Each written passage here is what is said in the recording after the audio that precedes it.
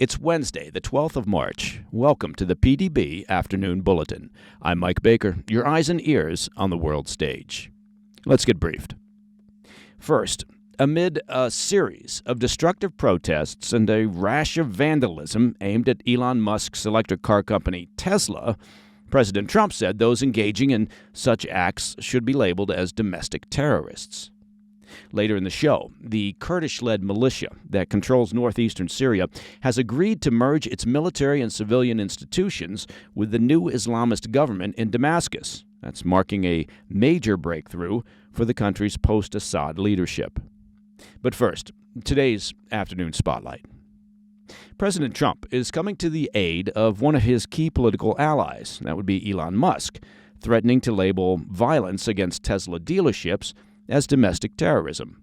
The statement comes in the wake of a series of destructive protests and acts of vandalism targeting the electric car maker over Musk's role in leading the Department of Government Efficiency, otherwise known as DOGE.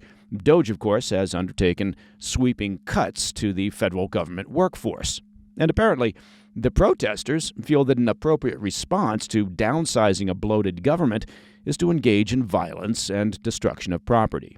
Speaking from the White House lawn alongside Musk on Tuesday, after showing his support by buying a new Tesla Model S, Trump said the protesters were, quote, harming a great American company, and that persons engaging in violence against Tesla or any American company would be caught and, quote, go through hell. When asked by a reporter if his Department of Justice, the DOJ, would label the protesters as domestic terrorists, Trump said, quote, I will do that. Activists have been staging so-called Tesla takedown protests, ooh, sounds brave, to voice their displeasure at Musk and his association with President Trump. And while the demonstrators say most of these protests have been peaceful, of course that's what they say, several have been marked by violent acts, and that's according to a report from ABC News. For example, last week, a man was arrested for attempted arson at a Tesla dealership in Colorado after allegedly throwing Molotov cocktails at vehicles and spray painting Nazi cars on several Teslas. Sounds peaceful, putting people inside the dealership in danger. Just 1 week earlier, a woman was arrested outside the same Tesla dealership after police caught her with explosives. Also sounds peaceful. One wonders if she had brightly colored hair. In a similar incident in Massachusetts, 7 Tesla charging stations sustained heavy fire-related damage last week after unknown vandals deliberately put the facilities to the torch. It is sounding increasingly peaceful. In another case, last Friday, unknown vandals targeted a Tesla charging station in South Carolina, spray painting expletives directed at President Trump alongside the words, "Long live Ukraine," before throwing homemade Molotov cocktails, destroying 3 charging stations. Peaceful. As the saying goes, you can't fix stupid. And in an even more disturbing scene, last week, unidentified gunmen fired shots at a Tesla dealership in Tigard, Oregon. Police said 7 bullets damaged 3 cars and shattered windows around the dealership. And, well, the attacks have continued. Several vehicles outside a Tesla dealership in Seattle were set ablaze on Sunday in a peaceful example of arson, and the prior day in Washington, 6 Teslas were vandalized by peaceful activists who graffitied swastikas on the vehicles. Well, there are frankly too many incidents of vandalism and property destruction to list during this episode, but I suspect you get the picture. Large-scale protests have also drawn the attention of law enforcement. Police arrested 6 people during a protest in New York City over the weekend after hundreds of demonstrators occupied a Tesla showroom. A similar demonstration drew some 350 protesters last week outside a Tesla dealership in Portland, Oregon. Following Trump's remarks outside the White House on Tuesday, a spokesperson said, quote, ongoing and heinous acts of violence against Tesla by radical leftist activists are nothing short of domestic terror, end quote. The remarks suggest that Trump could direct the U.S. Justice Department to charge Tesla vandals under terrorism statutes, though it is unclear if the charges would hold up in court, and that's according to a report from Reuters. Suspects will likely argue that vandalizing a Tesla dealership does not meet the federal definition of domestic terrorism. The U.S. Criminal Code defines domestic terrorism as, quote, acts dangerous to human life that are intended to intimidate or coerce a civilian population or government to advance a specific political objective. Well, not to split hairs, but some of these incidents are dangerous to human life and, well, they are intended to intimidate or coerce for a political objective. So, well, there's that. Trump appeared determined to intercede on behalf of Musk, calling out what he labeled, quote, radical left lunatics for trying to, quote, illegally and collusively boycott the Tesla brand. But organizers of Tesla Takedown condemned Trump's statements and said they would not back down from protesting the company. In a statement, the group said, quote, peaceful protest on public property is not domestic terrorism. They're trying to intimidate us. They said that with no sense of irony.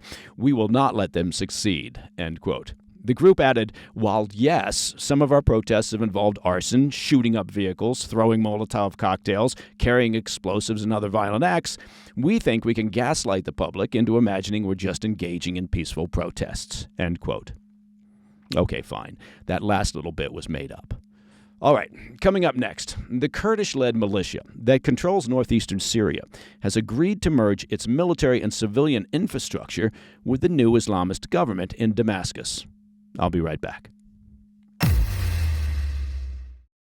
Welcome back to the Afternoon Bulletin. As we've been discussing here on the PDB, one of the biggest challenges for Syria's new post-Assad government has been uniting its fractured factions into a single national army.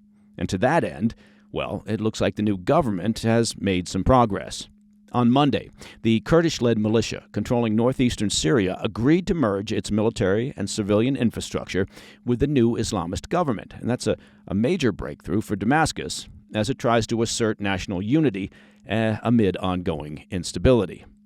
Under the deal, which includes an end to hostilities, the U.S.-backed Syrian Democratic Forces, the SDF, will relinquish control over critical infrastructure, including border crossings, airports, and vast oil and gas reserves.